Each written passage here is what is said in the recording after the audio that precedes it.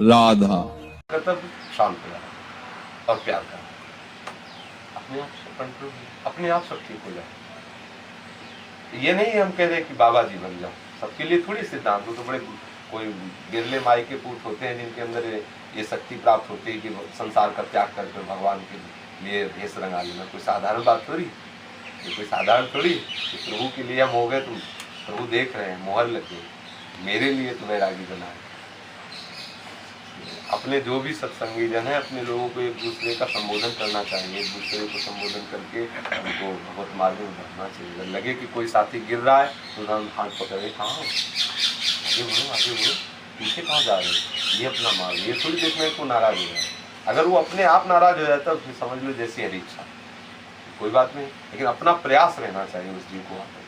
श्राप तक सह लिया नारद जी ने, दक्ष के पुत्रों को भागवत में पढ़ा कि नहीं पढ़ा? हरियास और सबलास नाम के 10,000 और 1,000 ऐसे उनको भगवत उपदेश कर दिया।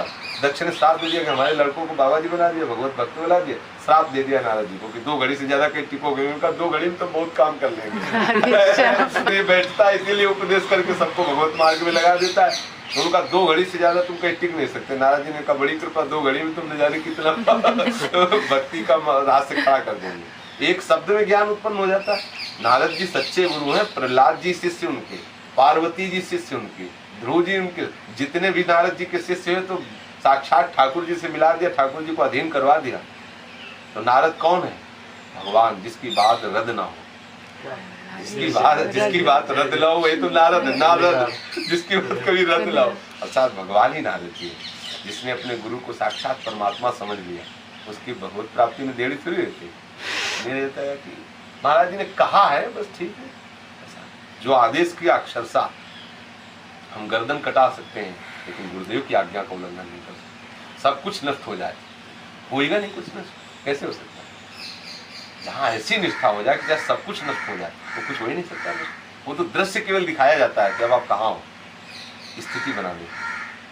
अपना जीवन भगवत मार्ग में जो आ गया है तो पीछे मत लौटो, आगे बढ़ो। वही बात आपको समझाते हैं, समय क्यों नष्ट कर रहे हैं? जितना आप लगते जाओगे ऐसी परिस्थितियां पैदा करती जाए। अब जैसे आप सोचो कि साल 2 साल बाद ऐसी परिस्थिति पैदा करती जाएगी माया कि बिना धन के काम चलने वाला नहीं, और ये अब ऐसे बात बनेंगे नहीं, और ये मास्टरी छोड़ दो, हम अपना व्यापार छोड़ दे, कैसे काम चले, सब नष्ट भ्रष्ट हो जाए। अरे नहीं बाबा, भजन करते रहो, लगे रहो इसी में।